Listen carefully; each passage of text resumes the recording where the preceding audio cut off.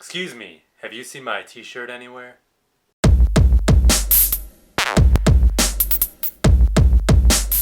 You're welcome, Internet. Hey everybody, Greco Fabulous here, and welcome to my long-awaited return to being in front of the camera. Now, I didn't mean to keep this away from you guys for so long, but I've literally been vomiting out Motor City Comic Con on location footage videos for over a month now. So how about we put that baby to bed with this Motor City Comic Con haul video. Now before I get started, I just want to give a sincere thanks to the guys for making it all possible.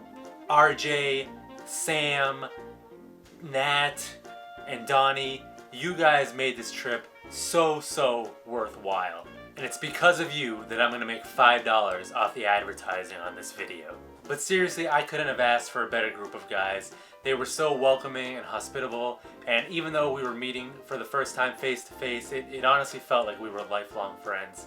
And it was just such an amazing, memorable time to be around them.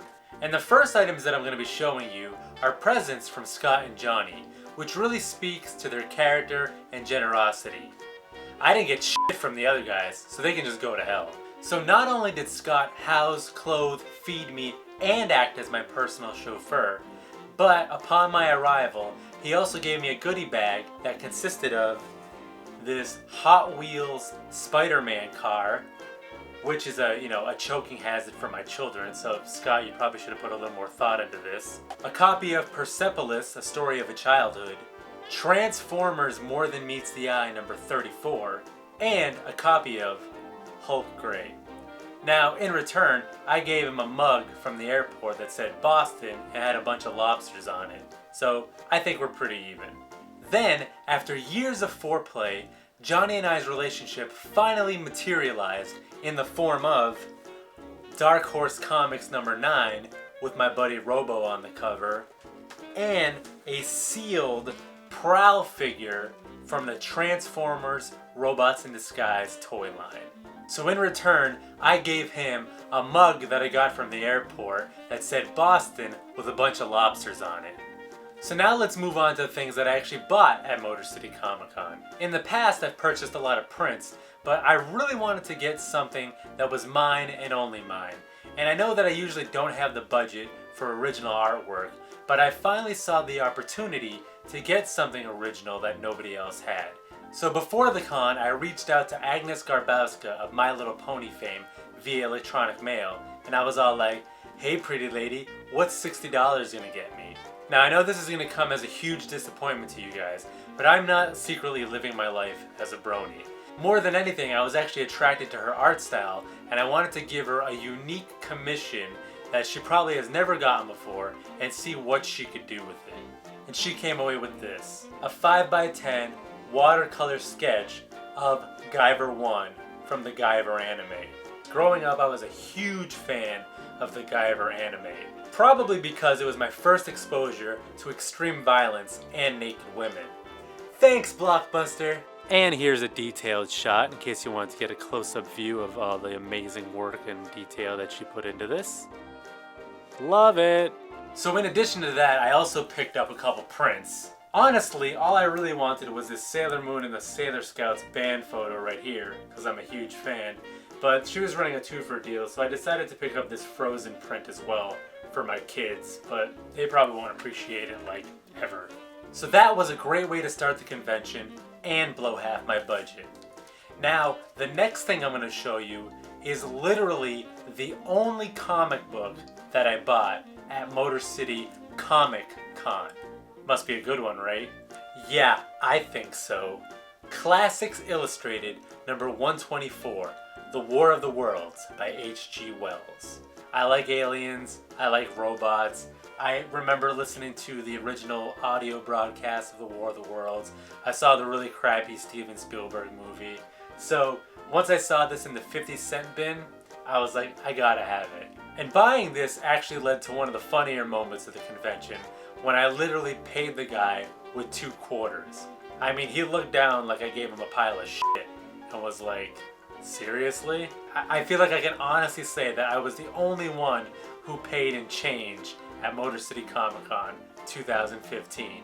So now that I hit my quota for comic books, I found another great opportunity to get some original art for extremely cheap. In Artist Alley, we ran into Katie Cook, another artist who's done My Little Pony and various other things, and a local artist to boot. And she was offering $10 custom watercolor sketches live on the spot. So of course I had to pick up a few. So the one that I got for myself was, to nobody's surprise, a transformer. So I asked her to do Soundwave, and this is what she came away with. Nice little cutesy little watercolor sketch, really cool, and she actually put her own little spin on it, some humor that said, "It's been a rough year. I was replaced by an iPod with a knife taped to it." And then since they were so cheap, I ended up getting something that I don't do very often, but gifts for other people. So my wife is a big Calvin and Hobbes fan, so I got her this, which was actually something pre-made that she had done. It was on her table, so I snatched it up. And then I got this made for my friend. This is Snake Eyes from G.I. Joe. And I haven't given him this yet, so if he sees this video, spoiler alert! Now this was a nice unexpected surprise, but I brought my copy of Mouse Guard Fall 1152 to get signed by David Peterson. And he ended up doing one of the coolest things that I think any artist can do when you ask for a signature. And that is include a little sketch. So there he is, Peterson and a little mouse head. Again, took him like a minute of his time to jot this down, not even. And you know, it just means the world to someone like me, one of his fans. So I love when artists do that, and it just really endears me more to them and their creations. So David Peterson, good guy. Pretty cool so far, right? Well, it's not over, and the thing I'm going to show you now made the convention for me, because not only is it something that I have a huge passion for, it's also something that I wouldn't dream of even looking for at a convention because of how astronomical the prices usually are. But it just goes to show you, you never stop looking. Anything sweet? Well, they're all Transformers, I just don't know what he wants for them. So I'm just grabbing everything. So we kind of got a pile here. See what you think. I'm scared of the price I think tanked. It has. 170. 170? Now, once I heard $170 for all, I was all like, ah, here it goes. But something inside me told me to try a different tactic. So I put my flea market hat on and went to work. If I were to start splitting them up, do you have any thoughts as to what they would be individually? The Jets are 35 each. Yep. Except for that one, 15. These are all pretty well played with, so I'd probably go like, I'm not too jazzed about those, so 5 apiece, and then 8-ish. Would you do these 5 for 30? Yeah. Okay. So for 30 bucks, guys, I walked away with Mirage,